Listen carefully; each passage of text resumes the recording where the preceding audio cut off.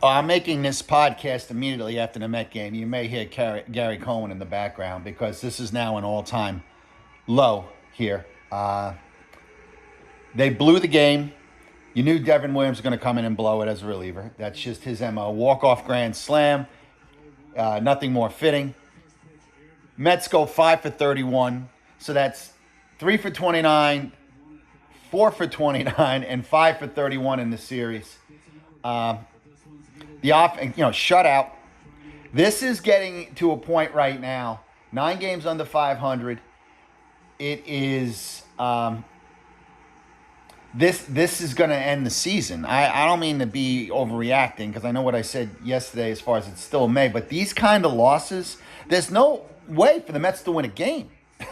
They can't hit, and the real joke of it all, the real kick in the face, was Marabito gets caught stealing, right?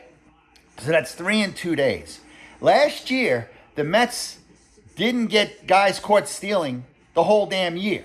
Why? Because of Antoine Richardson, first base coach, who asked for some money this year, and the Mets let him go. David Stearns said, well, what do we need a first base coach for? What does he do? What does he know? The Mets, the only thing they did great last year, and it kept them in games, was steal bases. Now that they can't score, they can't even steal bases anymore. Because they let, again, Stearns fire the entire coaching staff. Okay, so now his front office is totally in control with the cronies that he's got over in the coaching boxes, okay? Because Mendoza didn't pick him. Stern picked him, all right? And here you got a real special coach. And where does he go, by the way? Anybody know where he went? I'll tell you. He went to the Braves, all right? Antoine Richardson is the first base coach for the Braves. Now, I didn't go look up what the stolen bases and caught stealing is for the Braves right now and what their percentage is, but I can guarantee you it's better than the Mets, all right? This is killing them. This is the kind of stuff where some smart-ass jackass comes in and gets rid of guys because his analytics say we don't need to spend the money in this area. When trust your eyes, trust how the feel of the game goes, okay? And bring the guy back, especially when you can't hit and you need to steal bases. I'm going to put this on mute here. They're bringing in Steve Gelbs and Jose Reyes. And I got to tell you, so 2 runs in the last 27 innings. No Soto in the lineup today. A.J. Ewing batting third. So I guess, what does this tell you about how this works? Who's calling this shot? A.J. Ewing is batting 8th. The whole time out, right? And I'm saying he shouldn't bat 8th. He really should bat 2nd. So you lose Soto, and you put him in the 3 spot. So is this how this works? If your 3 hitter isn't batting in the 3rd spot, he's normally an 8 hitter.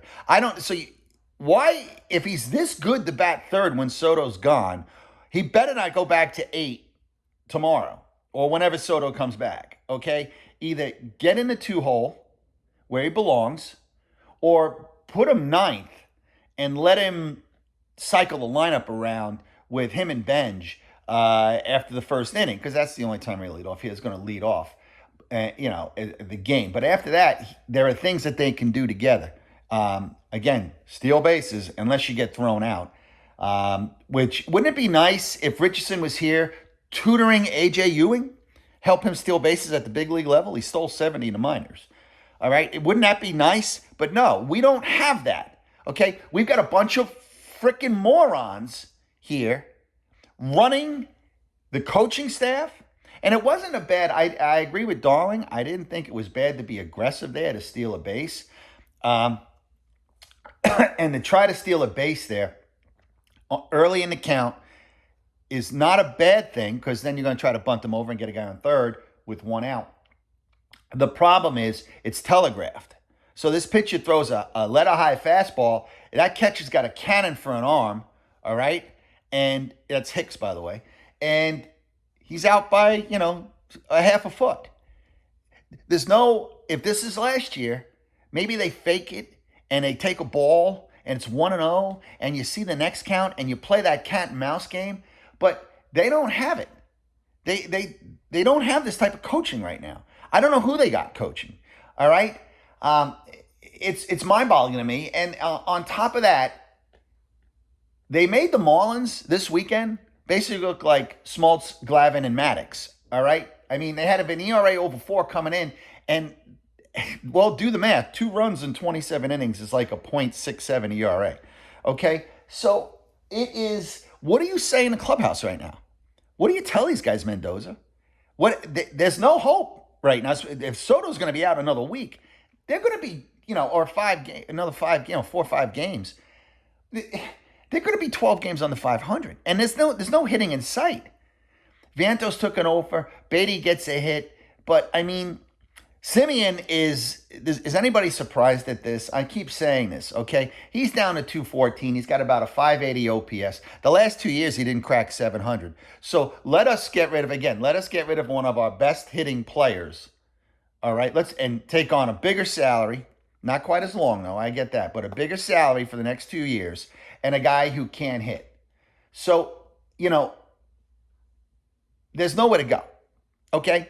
And I'm always fine of saying this, and I called this was going to happen. I called this was going to happen. I did get one thing wrong, okay? I had said that I would not bet my life on Christian Scott throwing one pitch in the 6th inning. I was wrong. Scott pitched a decent game. Well, I mean, a decent game these days is a great game for the Mets. I mean, he basically went, he got into the 6th. He went 5 2/3. Very reasonably efficient. All right, he did throw 94 pitches. He didn't complete 6 innings, but he did okay. All right, and then it's what I call, though, Brazoban, Raley, and Weaver, boom, boom, boom, and Devin Williams comes in and then blows the game. Well, now he's got an ERA of over 6, just another clutch home run that he gives up. All right, I don't mean this is going to sound arrogant, because I think a lot of Met fans can see this, but you start to realize when Theo Epstein walked in and saved the Red Sox, and he comes in and he saves the Cubs, you start to wonder, and this is a guy who didn't have any experience in baseball. I mean, he was 27 years old. You start to wonder, what does it really take to be a general manager? You ask yourself these questions, because and then you come to the conclusion that, damn, I could probably do this. I mean, I couldn't do any worse than David Stern.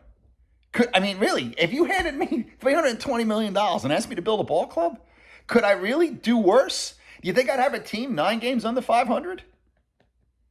Right? I mean, think about it. So what are we really saying here? I mean, and it's really funny, because they could have had Theo Epstein, like I said, but he wanted the ownership in the team, which, shit, at this point I might have given him, because I don't know how quickly. I'm starting to wonder now, all right, you get another week of this, another 2 weeks of this, and they're going to hang this. I mean, if they don't hang him in effigy tomorrow, David Stern, I don't know what is Cohen going to do? Okay, it's going to get to a point here. The thing that's embarrassing is he took a team that was a league championship team that was built pretty well.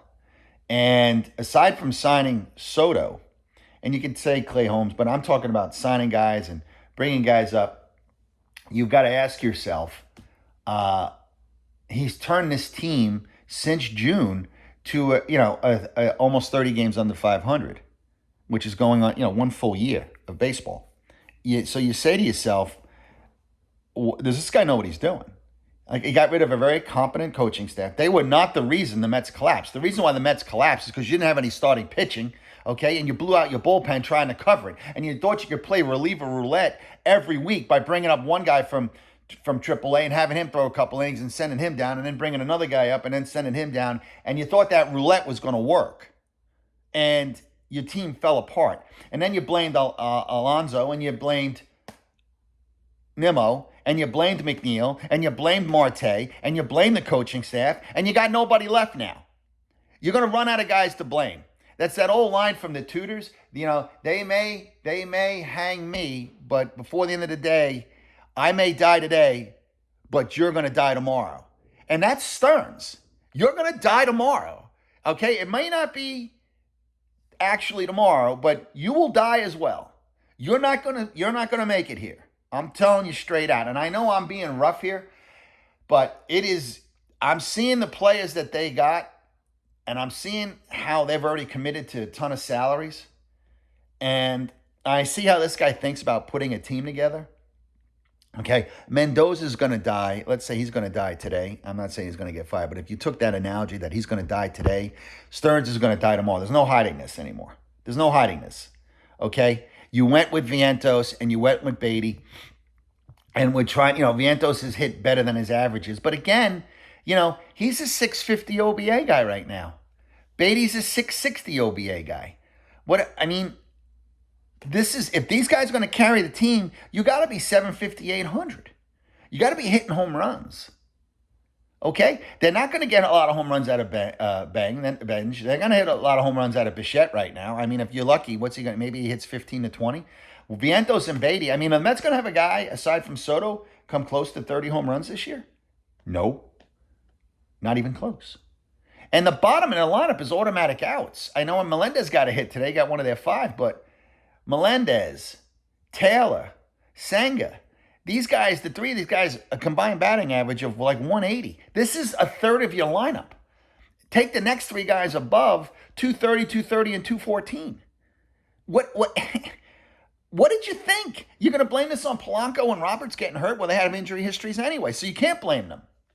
All right? You take your rookie now and you put him in the 3rd spot. That's all you got with the $320 million payroll. That's all you got left is to take the rookie and put him in the 3rd spot. That's your answer. That's your answer, David Stern. Okay, because I can tell you now, Mendoza's not calling the shots here. You can forget this. The lineup card is coming from the front office. I guarantee you that. I can see this pretty well. And I don't mean to sound smart or arrogant, but anybody who thinks that the strategy for the game, the lineup card, the coach's decisions to who got hired, who didn't, but more than that, even during a game, comes from the front office. Okay? And I'll tell you, it was kind of lucky because it doesn't even go to the bottom of the 9th if A.J. Ewing doesn't throw a strike to home plate. Okay? And nab that runner. It's that simple. He doesn't throw him out. I think it was Edwards that got thrown out the plate. We don't even have, that's, if I was Williams, that's what I would have been rooting for him to score because Williams, did anybody not think that Williams coming out for the 9th inning was going to shut them down? Did anybody really think that? I'm looking at it going, I wasn't confident. I didn't believe it. All right? It's a freaking disgrace, the decisions that this guy's made. Like I said, you can get 1 wrong out of 10. You can't get 1 right out of 10. And that's what this guy is. He's basically 1 right out of 10. And all the freaking money in the world is not going to make up for these mistakes right now. Okay? And I believe the longer this guy stays in this city, the worse it's going to get. The worse it's going to get. And this might laugh. If John Smoltz was a general manager, I'd hire John Smoltz tomorrow. I don't care if he's got no experience. What does it matter? Can anybody else do worse than this? Seriously. Can anybody else do worse than this? I guess you can be worse. You can be 30 games under 500. But with this type of payroll, really, if I picked some Joe Schmo off the street that watched every game and I said, you're the general manager, just by simple guesswork, 50-50 on a guy, he'd do better than this guy. Okay? These players are just not, if I had my druthers before the season, I would have picked either Beatty or Vientos and then moved one of them. I would have kept one and moved the other. And because I just don't see either one of these guys being big-time average guys. I probably would have leaned to pick Beatty because I'm just going to go with the lefty. And I think Beatty, Vientos has had the better of the last 3 years of the 2 guys. His 2024 was huge. He was their best hitter down the stretch and in the playoffs. But he's regressed, though he's hit better. And like I said, he hit better than his average weight. Before the season, I probably would have picked Beatty. Now I don't know. I could just flip a coin. But I could have just, I'd flip a coin. But I wouldn't have bolted him in the lineup if I could help it. Only because they're just not consistent type hitters. And then you surround them with a Simeon. I just scratch my head at this. They're not getting better. This is getting worse. We're not talking about the Braves here. We're not talking about the Chicago Cubs or the Dodgers here. We're talking about the Marlins. They came in, and the Marlins looked like a big-time team. I think Met fans, you better hold on, because this season, the way this team is hitting, and you get a pitching performance like this out of Christian Scott. Like the Mets got most of the pitching the whole week. I mean, Peralta didn't throw a good game, but they got a good bullpen game on Friday, and they got a good game today, and they got a decent game out of Peralta. He was 7-4. I mean, if you were a normal offense, you'd have a decent chance to win the game. Okay, so they're throwing away decent pitching performances. They're throwing away a decent bullpen for the first 2 months of the season. I'm telling you now, it's going to be gone pretty quickly. By mid-July, they won't have anything left. I don't know what to tell you. I don't know where this is going, but it's facing a situation where you look into the abyss, and what's staring back at you is not a lot. And that is a scary thing. Like I said, you got Soto and you've got Bichette, who've got baseball cards. Does anybody else in this lineup have the back of a baseball card? I'm not counting Simeon because he's 35 years old. Does anybody else have a back of a baseball card? Well, if you look at Simeon's back of the baseball card, you're going to see a 690 OPS in 2024 and a 660 or 650 in 2025. You're going to see it. You're going to see a decline. Is what you're going to see. So I struggle with this. I don't know where they're going to get help. I mean, A.J. Ewing is a good young rookie player who can inject some life. This guy's not going to hit 30 home runs. He's not going to hit 25. He's not going to hit 20. Okay? He's going to hit 7 or 8 home runs. He hopefully gets on bases. He's going to steal bases. This was your third hitter today, though. Because this is the best that they had to put in the lineup today, was this kid. Okay, who started the year at Double-A. They just threw a Double-A pitch the other day. They didn't have anybody else. This has been allowed to crumble in front of the Met fans' eyes. This has crumbled, and it's turning into rubble really quickly. I'm Tony Saraceno. If you like what I've got to say, hit that subscribe button. This is the Tony Saraceno Baseball Show. I'm sorry I couldn't be more optimistic here. This was a weekend, and this was a 3 games that is an absolute, the alarm just went off in my head as I watched this. And then losing that coach and watching them get thrown out, it's just the final insult to David Stearns.